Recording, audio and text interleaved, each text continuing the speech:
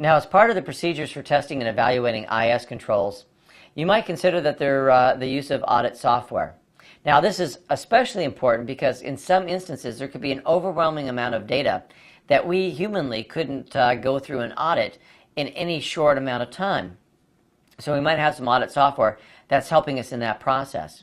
You know, I think of historically when this huge company of Enron was going under quite a bit of scrutiny for a lot of accounting irregularities. I was told that the amount of information that they had to audit, and this was many years ago, but was in the many terabytes of data. I don't know how many people it would take, you know, for us to be able to adequately go through terabytes of information manually. And so I'm going to imagine that there was some sort of auditing software used to help make that task easier. Flow charting techniques is another part of the procedures that we go through. Use of audit logs or reports. You know, that would be your your syslog services, your audit logs. You know, if you're looking at physical security, it could be things like who came in, who's left, you know, who came to work, who didn't come to work. You know, those types of things. I mean, I'm kind of all over the place because, again, we're being very general about the type of auditing. We want to review the documentation presented to us, documentation about a control, about a process, about their own procedures and policies. We need to ask questions. We need to ask questions about the people that are involved with the processes that we're auditing. A lot of times we're going to be asking questions to see if the steps that they go through match the procedures that their company has put forth, making sure that they're in compliance, making observations about how people do their jobs. And all right, I got to tell you, people get nervous around auditors because, you know, when you're watching them, they're going to probably, that's the time that they're going to follow the procedures exactly, hoping that they've memorized those procedures rather than any little shortcuts they've taken. And I realize that kind of makes auditing different, difficult, I should say, to do, because we might not getting a true glimpse into how things are happening. But again, that's where we can ask questions, make observations, and our goal is not to vilify anybody. It's to just basically see what we're there for, an audit, to find out if they're in compliance, if there's things we can do for improvements.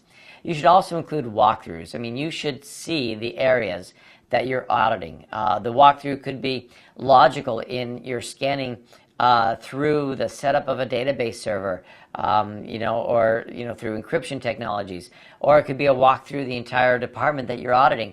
But you should be familiar with the area. And again, we've said that several times in many different ways. That is, that you should have a good knowledge of what it is that you're going to be auditing. Now, the methodology you use for auditing should first be approved by management, and it's going to contain the set of documented procedures that are designed to achieve the audit objectives. Now, this should have a statement of scope, objectives, and audit programs. Now, why should we talk about management when later on I told you you need to be independent? Okay, we're still talking about independence. But, you know, the idea is that your audit methodology, and let's just look at it from this standpoint. There are some, and I'm going to put some things together. I talked about that there are some automated software programs you might use for auditing. Some of those, and let me just use one example of a free program that you can go and download and look at and verify what I'm saying. It's called Nessus, and it's a vulnerability scanner. And that's great because it can go through and do that automation, maybe look at a server to see if it's been patched, if it's got any known issues of vulnerabilities.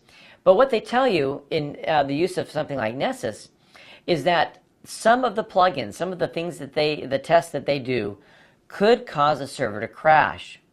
Now, if you do this type of an audit methodology this type of a step, during a high point of production, you take a server down. Now we've caused the damage that we're trying to prevent against operations. And so, I think it's something management needs to approve, that they know what the risks are. And we haven't even talked about audit risk, really, but there is a risk to our doing an audit. One of them could be what I've just described. So it's important that management approves the methodology and the procedures that we're going to go through to get to those objectives, because they may have input in saying, yeah, that is important to do, but the timing now might be a part of that detailed procedure of when should we do certain types of audits. Now, the phases of the audit methodology. We start off with, of course, the audit subject and the objectives and scope of what it is that we're auditing. Again, objective is, what's the goal? What are we trying to test for?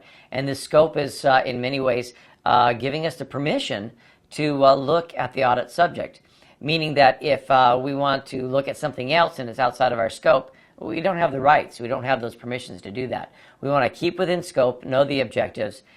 We should have some pre-audit planning. And again, that's important because the planning portion could be when the audit's going to be, what resources we're going to use to perform that audit. All of these things that go together in helping make sure that we're ready to properly do this audit, which then takes us through the audit procedures and the steps that we would use for data gathering. We should have procedures on the different types of tests we're going to use to evaluate that object or that subject. When we're done, we should be able to take and gather that information, that evidence, and to be able to include it into the reporting and our communication back to those who've chartered us to do these audits. And of course, we're going to gather that information and use it for the preparation of the report that we turn in as that final product. In fact, you got to remember that that report is really what you're getting paid for, is that final work being done.